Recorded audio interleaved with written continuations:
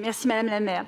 Mes chers collègues, depuis la requalification de la place de la Bastille, il y a un accès direct au port de l'Arsenal et c'est d'ailleurs une belle réussite pour la journée.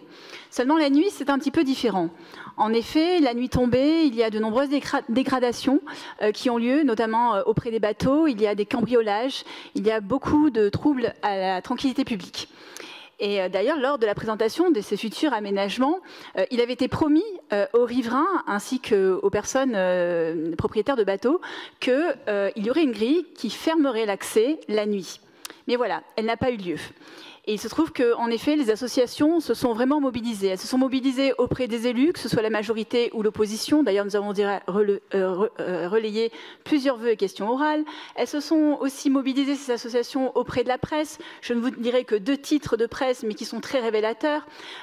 Aussi bien dans le Parisien, les riverains réclament la grille promise de l'escalier de la Bastille, en date 18 avril 2021. Ou encore le Figaro qui disait « L'enfer des habitants du port de l'Arsenal à Paris. Nouveau défouloir des noctambules », en date du 7 juillet 2021.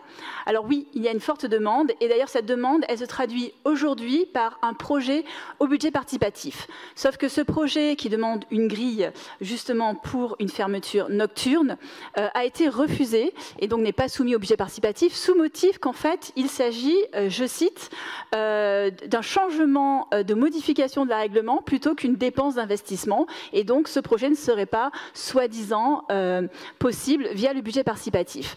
Donc en effet, dans ce vœu, ce que je vous demande, c'est de le rendre possible grâce à une modification de la réglementation de la fermeture de l'accès au jardin du port de l'Arsenal la nuit, afin aussi d'établir des horaires d'ouverture en concertation avec les riverains. Je peux déjà vous dire qu'en conseil d'arrondissement, ça m'a été refusé sous un autre prétexte, celui d'une volonté politique de ne pas fermer. Donc je trouve que c'est assez malhonnête de refuser un projet au budget participatif sous un prétexte de réglementation, alors qu'en fait c'est une volonté politique qu'il va falloir assumer.